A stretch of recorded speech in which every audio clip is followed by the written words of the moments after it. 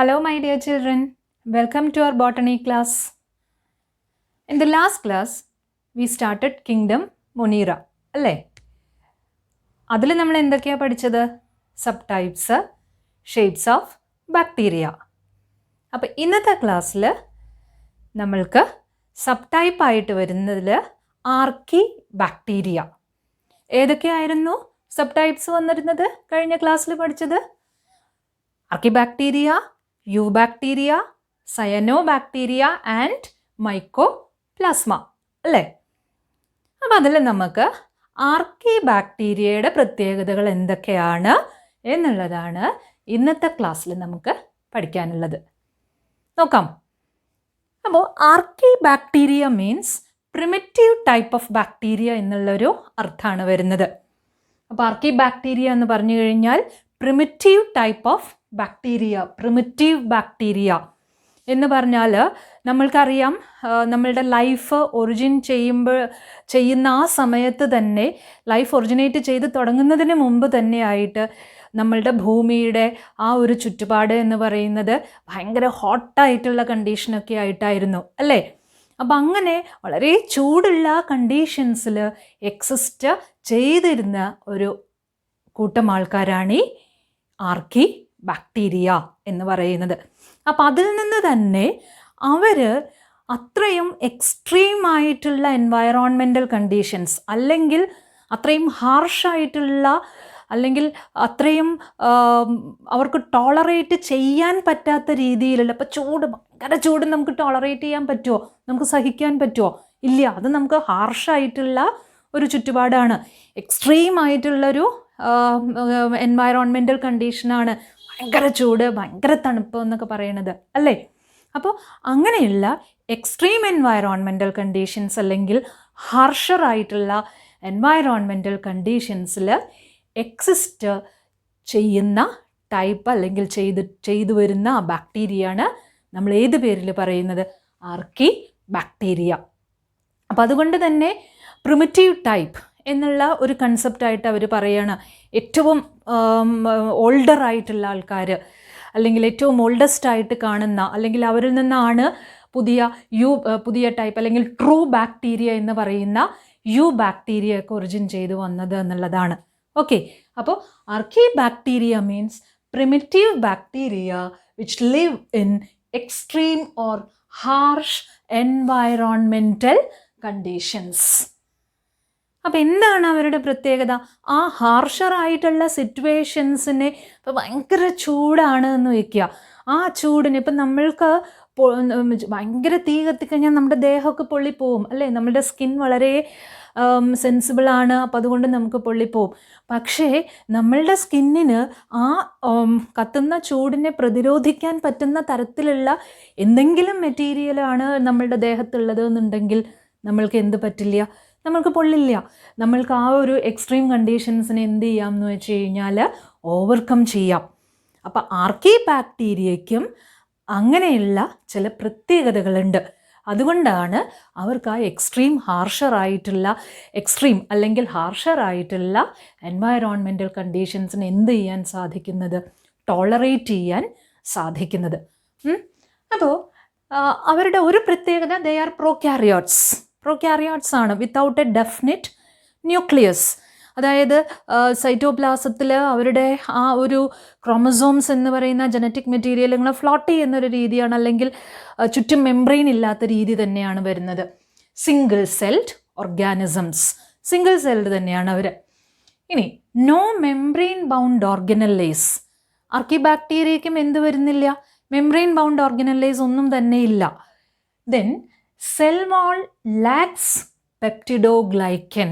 Cell wall lakhs എന്ന് പറഞ്ഞു കഴിഞ്ഞാൽ ഇല്ല എന്നുള്ളൊരർത്ഥമാണ്. അപ്പം നമ്മൾ കിങ്ഡം മൊണീറയിൽ എപ്പോഴും നമ്മൾ പറയുക ട്രൂ ബാക്ടീരിയയാണ് നമ്മളുടെ മുമ്പിൽ എപ്പോഴും എക്സാമ്പിളായിട്ട് നമ്മൾക്ക് വരാറ്.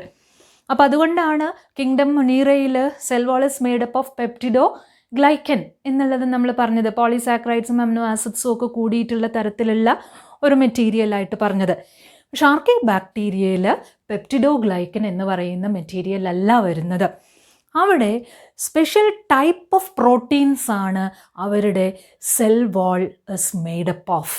അതായത് cell wall is assembled with S layer protein എന്നുള്ളതാണ്.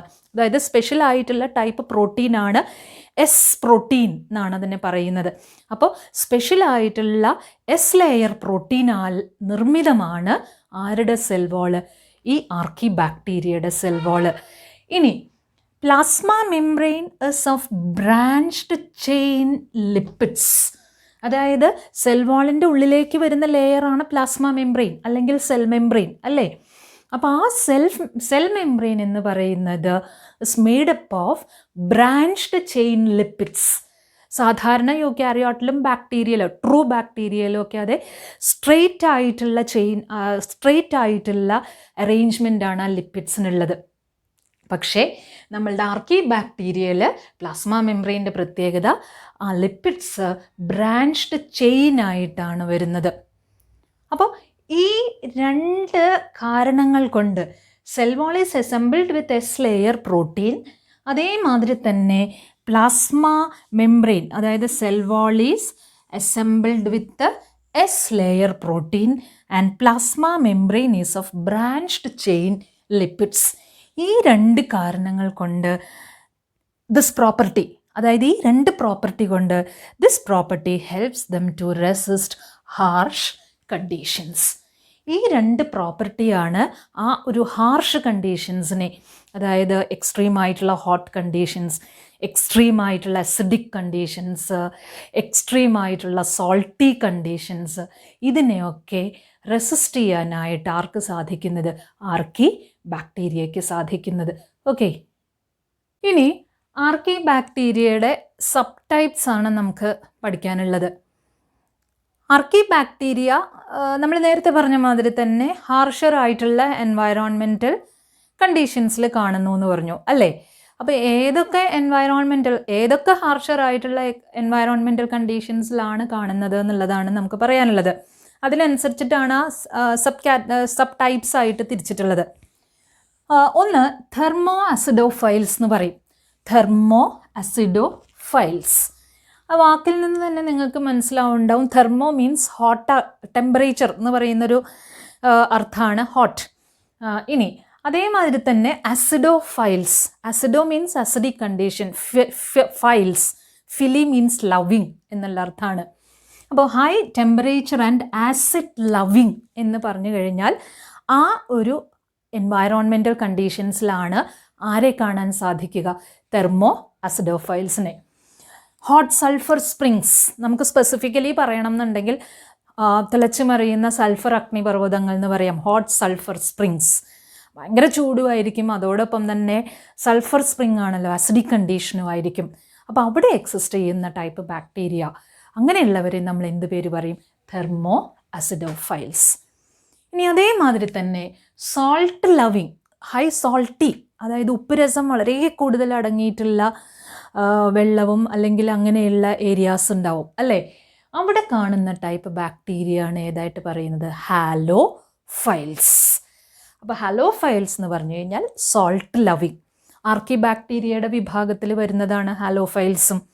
ഇപ്പോൾ സാധാരണ ബാക്ടീരിയ, ട്രൂ ബാക്ടീരിയ ആണെന്നുണ്ടെങ്കിൽ ഈ ഹൈ സോൾട്ടി കണ്ടീഷൻസ് വരുമ്പോൾ അവരുടെ സെൽ വാൾ, അതായത് സെല്ലിൻ്റെ ഉള്ളിൽ നിന്ന് വാട്ടർ കണ്ടൻറ്റ് പുറത്തേക്ക് പോയിട്ട് അവരുടെ ആ ഒരു കോശം ചുരുങ്ങി ബാക്ടീരിയ നശിച്ചു പോകും എന്നുള്ളതാണ്.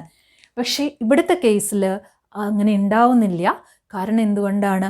അവരുടെ സെൽ വാളും സെൽ മെംബ്രെയിനും പ്രത്യേക സബ്സ്റ്റൻസാൽ നിർമ്മിതമാണ് എന്നുള്ളത് നമ്മൾ പഠിച്ചു കഴിഞ്ഞു അല്ലേ? അപ്പോൾ അങ്ങനെ വരുമ്പോൾ നിങ്ങൾക്കൊരു സംശയം തോന്നാം, ഇപ്പോൾ ഇത് പാരസൈറ്റിക് ആയിരിക്കുമോ എന്താണ് എന്നുള്ളത്. ഈ ആർക്കി ബാക്ടീരിയയുടെ വിഭാഗത്തിൽ ഹാംഫുൾ ആയിട്ടുള്ള രീതിയിൽ ഇല്ല എന്നുള്ളതാണ്. പാരസൈറ്റിക് ആയിട്ടുള്ള ഫോംസ് ആയിട്ടുള്ള രീതിയിൽ ഏത് വരുന്നില്ല? ആർക്കി ബാക്ടീരിയ വരുന്നില്ല. തേർഡ് ടൈപ്പ് മെഥനോജൻസ് ആണ്. മെഥനോജൻസ് എന്ന് പറയുന്ന ഈ രണ്ട് വാക്കിൽ നിന്ന് തന്നെയാണ് മീഥെയിൻ പ്രൊഡ്യൂസിങ്, മീഥെയിൻ ജനറേറ്റ് ചെയ്യുന്നത് എന്നുള്ള അർത്ഥത്തിലാണ് മെഥനോജൻസ് എന്ന് പറയുന്നത്. അപ്പോൾ മീഥെയിൻ പ്രൊഡ്യൂസിങ് ആയിട്ടുള്ള ടൈപ്പ് ബാക്ടീരിയ ആണ് മെഥനോജൻസ്. അപ്പോൾ അവരുടെ പ്രത്യേകത എന്താണെന്ന് വെച്ച് കഴിഞ്ഞാൽ ഈ മെഥനോജൻസ് സ്ട്രിക്റ്റ്ലി എനേറോബ്സ് ആണ്. എനേറോബ്സ്. എനേറോബ്സ് എന്ന് പറഞ്ഞു കഴിഞ്ഞാൽ which can exist in low oxygen conditions, അല്ലെങ്കിൽ organisms which do not use oxygen for obtaining their energy എന്നുള്ളതാണ്. അവയവ ശ്വസനം അതിലൂടെ, അല്ലെങ്കിൽ വായവ ശ്വസനം എയ്റോബിക് ആണ്, അവയവ ശ്വസനം എന്ന് പറയുന്നത് എനേറോബിക് കണ്ടീഷനാണ്. അപ്പോൾ അവരുടെ എനേറോബ്സിൻ്റെ പ്രത്യേകത, അവർ എനർജി ഒബ്റ്റെയിൻ ചെയ്യുന്നത് ഓക്സിജൻ്റെ ഹെൽപ്പോടു കൂടി ആയിരിക്കില്ല. അപ്പം നമ്മളുടെ മെത്തനോജൻസ് സ്ട്രിക്റ്റ്ലി എനേറോബ്സ് ആണ്. അവരെ പലപ്പോഴും കാണുക ലോ ഓക്സിജൻ കണ്ടീഷൻസ് വരുന്ന സ്ഥലത്ത് തന്നെയാണ്. അപ്പം അങ്ങനെയുള്ള ഏരിയാസിൽ അവരെന്ത് ചെയ്യുന്നു എന്ന് വെച്ച് കഴിഞ്ഞാൽ കാർബൺ ഡൈ ഓക്സൈഡും ഹൈഡ്രജനും ഉപയോഗിച്ചുകൊണ്ട് മീഥെയിൻ പ്രൊഡ്യൂസ് ചെയ്യുന്നു എന്നുള്ളതാണ് അതിൻ്റെ പ്രത്യേകത. അപ്പോൾ carbon dioxide is reduced using hydrogen, എന്നിട്ട് അതിൽ നിന്നുള്ള ബൈ പ്രോഡക്റ്റ് എന്താണ്?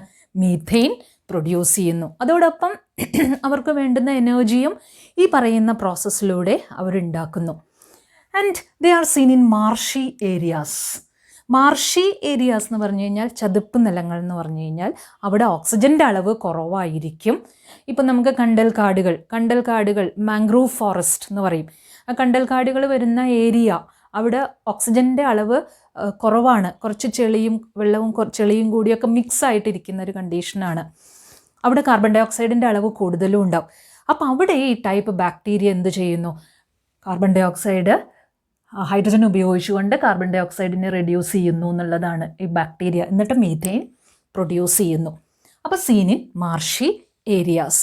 ഇനി അവരെ കാണുന്ന മറ്റൊരു സ്ഥലം എന്ന് പറയുന്നത് ഗട്ട് ഓഫ് റൂമിനൻ്റ് ആനിമൽസ്. അതായത് റൂമിനൻ്റ് ആനിമൽസിൻ്റെ സ്റ്റൊമക്കിൽ. റൂമിനൻ്റ് ആനിമൽസ് എന്ന് പറഞ്ഞു കഴിഞ്ഞാൽ ഇപ്പം നമ്മളുടെ പശു, ആട്, ചെമ്മരിയാട്, ഷീപ്പ്, ബഫലോ, ഇവരൊക്കെ നമുക്ക് റൂമിനൻ്റ് ആനിമൽസ് എന്ന് പറയാം. കാരണം അവരുടെ സ്റ്റൊമക്കിനെ 4 പാർട്ടായിട്ട് തിരിച്ചിട്ടുണ്ട്. അതിലൊരു പാർട്ടാണ് റിയൂമൻ. അപ്പോൾ ആ റിയൂമനിൽ ഈ പറയുന്ന മെത്തനോജൻസ് എന്ന് പറയുന്ന ബാക്ടീരിയ ഉണ്ട്. അവരുടെ ഹെൽപ്പോടു കൂടിയാണ് ഈ അവർ കഴിക്കുന്ന ഗ്രാസ് അല്ലെങ്കിൽ ഫുഡ് മെറ്റീരിയൽ ഫെർമെൻറ്റേഷൻ എന്ന് പറയുന്ന പ്രോസസ്സിലേക്ക് എത്തുക. എന്നിട്ടാണ് പിന്നീട് അത് ഡൈജഷനിലേക്ക് പോവുക. അപ്പോൾ പശുക്കൾ ഒക്കെ ഇങ്ങനെ പുല്ല് തിന്നിട്ട് അവർ റെസ്റ്റ് ചെയ്യുന്ന സമയത്ത് നമ്മൾ ശ്രദ്ധിച്ചിട്ടുണ്ടാവും, അവരിങ്ങനെ ചവച്ചുകൊണ്ടേയിരിക്കണ കാണാം. അതെന്താണെന്ന് വെച്ച് കഴിഞ്ഞാൽ അവർ കഴിച്ചിട്ടുള്ള ഫുഡ് ഒന്നും കൂടി വായിലേക്ക് എടുത്തിട്ട് അത് നല്ലോണം ചവച്ചുകൊണ്ട് ഈ റിയൂമനിലേക്ക് എത്തുകയും റിയൂമനിൽ വെച്ചിട്ട് ഈ മെത്തനോജൻസ് ആക്ട് ചെയ്തുകൊണ്ട് അതിനെ ഫെർമെൻറ്റ് ചെയ്യുന്ന ഒരു പ്രോസസ്സാണ് വരിക. അതായത് മീഥെയിൻ പ്രൊഡ്യൂസ് ചെയ്യുന്ന രീതിയിലുള്ള ആക്ഷൻ അവിടെ നടക്കും. അപ്പോൾ അതുകൊണ്ട് തന്നെ ഈ റിയൂമനൻ്റ് ആനിമൽസിൻ്റെ ഡങ്ങിൽ, പശുവിൻ്റെ ചാണകത്തിലൊക്കെ മീഥെയിൻ എന്ന് പറയുന്ന ആ ഒരു ഗ്യാഷ്യസ് ഫോം ഉണ്ടായിരിക്കും. അതോടൊപ്പം തന്നെ വീണ്ടും ഈ ബാക്ടീരിയ ഡങ്ങിലുള്ളത് കൊണ്ട് അവിടുന്ന് മീഥെയിൻ പ്രൊഡ്യൂസ് ചെയ്യാനുള്ള ഒരു രീതിയും കൂടി അവർ ചെയ്യാറുണ്ട്. അപ്പോൾ അതുകൊണ്ടാണ് പ്രൊഡക്ഷൻ ഓഫ് മീഥെയിൻ, അതായത് നമ്മളത് എന്ത് പേരിൽ ഉപയോഗിക്കുന്നു? ബയോഗ്യാസ് ആയിട്ട് ഉപയോഗിക്കുന്നു അല്ലേ. ഇപ്പം നമ്മൾ ഗ്യാസ് സിലിണ്ടർ വാങ്ങാൻ പോയിട്ടുണ്ടെന്നുണ്ടെങ്കിൽ ഓരോ ദിവസവും വില മാറിക്കൊണ്ടിരിക്കുകയാണ്. 800 രൂപയോളം നമ്മൾ കൊടുക്കേണ്ടി വരും. അപ്പം നമ്മൾക്കൊരു 4-5 പശുക്കൾ ഉണ്ടെന്നുണ്ടെങ്കിൽ ആ പശുക്കളുടെ ചാണകത്തിൽ നിന്ന് ഈ ബയോഗ്യാസ് ഫോം ചെയ്യിപ്പിക്കുന്ന പ്രോസസ്സിലൂടെ അത് പൈപ്പ് ലൈൻ വഴി നമ്മളുടെ സ്റ്റൗവിലേക്ക് എത്തിക്കുകയാണെന്നുണ്ടെങ്കിൽ നമുക്ക് ഗ്യാസിന് അധികം പൈസ കൊടുക്കണ്ട. നമ്മളുടെ വീട്ടിലൊരു ഓൾട്ടർനേറ്റ് സോഴ്സ് ഓഫ് എനർജി ആയിട്ട് അത് യൂസ് ചെയ്യാം. അതോടൊപ്പം ഫാമേഴ്സ് ഇലക്ട്രിസിറ്റി ജനറേറ്റ് ചെയ്യാനും ഉപയോഗിക്കുന്നുണ്ട് എന്നുള്ളതാണ് ഈ ബയോഗ്യാസ്.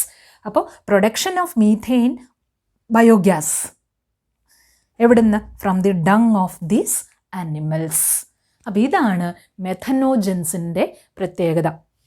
അപ്പോൾ ഒരു പ്രാവശ്യം ക്വസ്റ്റ്യൻ ചോദിച്ചിട്ടുണ്ട്, രാജു, ഒരു പേരാണ് രാജു, ബയോഗ്യാസ് പ്ലാന്റ് തുടങ്ങാൻ ഉദ്ദേശിച്ചു. ഏത് ടൈപ്പ് ബാക്ടീരിയയാണ് അയാൾ ആ പ്രോസസ്സിന് വേണ്ടി ചൂസ് ചെയ്യുക? which type of bacteria he will choose for the formation of biogas. ഏതായിരിക്കും നിങ്ങളുടെ ഉത്തരം? ഇത്രയും പഠിച്ചതിൽ നിന്ന് നിങ്ങൾ ഏതായിരിക്കും പറയുന്നത്? മെത്തനോജൻസ് അല്ലേ, മീഥെയിൻ പ്രൊഡ്യൂസിങ്. അപ്പം നമ്മൾ പഠിച്ചത് 3 type subtype of archaebacteria ആണ്: തെർമോഅസിഡോഫൈൽസ്, ഹാലോഫൈൽസ് ആൻഡ് മെത്തനോജൻസ്. അപ്പോൾ ഇന്ന് നമ്മൾ പഠിച്ചത് ആർക്കി ബാക്ടീരിയയെ പറ്റിയിട്ടാണ്. ആർക്കി ബാക്ടീരിയ എക്സ്ട്രീം എൻവയറോൺമെൻറ്റൽ കണ്ടീഷൻസിൽ എക്സിസ്റ്റ് ചെയ്യുന്നു എന്നുള്ളത് പഠിച്ചു. എന്തുകൊണ്ടാണെന്ന് വെച്ച് കഴിഞ്ഞാൽ അവരുടെ സെൽ വാളിൻ്റെയും പ്ലാസ്മ മെംബ്രെയിൻ്റെയും പ്രത്യേകതകൾ കൊണ്ടാണ് എന്നുള്ളത് പഠിച്ചു. പിന്നീട് അവരുടെ സബ് ടൈപ്സ് ഏതാണെന്നുള്ളത് നോക്കി. തെർമോ അസിഡോഫൈൽസ് ഉണ്ട്, ഹാലോഫൈൽസ് ഉണ്ട്, മെഥനോജൻസ്. അതിൽ മെഥനോജൻസിൻ്റെ ഒരു ഇമ്പോർട്ടൻസ് എന്താണെന്നുള്ളത് നമ്മൾ പറഞ്ഞു. എന്താണ് മെഥനോജൻസിൻ്റെ importance? They help in the production of biogas. They help in the production of biogas from the dung of ruminant animals. അത് നമ്മൾക്ക് ഓൾട്ടർനേറ്റ് സോഴ്സ് ഓഫ് എനർജി ആയിട്ട് ഉപയോഗിക്കാം. അതേപോലെ തന്നെ വേസ്റ്റ് വാട്ടർ അല്ലെങ്കിൽ വേസ്റ്റിൻ്റെ ട്രീറ്റ്മെൻറ്റിന് വേണ്ടിയിട്ടും ഇപ്പോൾ ഏത് നമ്മൾക്ക് ഉപയോഗിക്കാം എന്നുള്ളതാണ് പറയുന്നത്. ഈ മെഥനോജൻസിനെ ഉപയോഗിച്ചുകൊണ്ട് അതിലുള്ള വേസ്റ്റ് മെറ്റീരിയൽസ്, ഓർഗാനിക് ആയിട്ടുള്ള സബ്സ്റ്റൻസുകളെയൊക്കെ റെഡ്യൂസ് ചെയ്തുകൊണ്ട്, അതായത് ഹൈഡ്രജനെ ഉപയോഗിച്ചുകൊണ്ട് കാർബൺ ഡൈ ഓക്സൈഡ് റെഡ്യൂസ് ചെയ്യിച്ചുകൊണ്ട് ലോ ഓക്സിജൻ്റെ അളവ് അവിടെ വരുത്തുകയാണെന്നുണ്ടെങ്കിൽ പലപ്പോഴും വേസ്റ്റ് ആയിട്ടുള്ള വാട്ടർ എന്ന് പറയുമ്പോൾ അവിടെ ലോ ഓക്സിജൻ കണ്ടീഷൻ ആയിരിക്കും. അപ്പോൾ മെഥനോ ബാക്ടീരിയം അവിടെ മീഥെയിൻ പ്രൊഡ്യൂസ് ചെയ്യുകയും ആ വേസ്റ്റ് വാട്ടർ ട്രീറ്റ്മെൻറ്റ് വഴി അല്ലെങ്കിൽ ആ വേസ്റ്റ് പ്രോഡക്റ്റിൻ്റെ ട്രീറ്റ്മെൻറ്റ് വഴി ഉണ്ടാവുന്ന മീഥെയിനെ ഉപയോഗിച്ചുകൊണ്ട് ഈ പറയുന്ന alternate source of energy form ചെയ്യിക്കാനുള്ള ഒരു കണ്ടീഷനും നമ്മൾ ചെയ്യുന്നുണ്ട് എന്നുള്ളതാണ്. അപ്പോൾ ഇന്ന് നമ്മൾ പഠിച്ചത് ആർക്കി ബാക്ടീരിയയുടെ സബ് ടൈപ്സും അതിൻ്റെ വിവരണങ്ങളുമാണ്.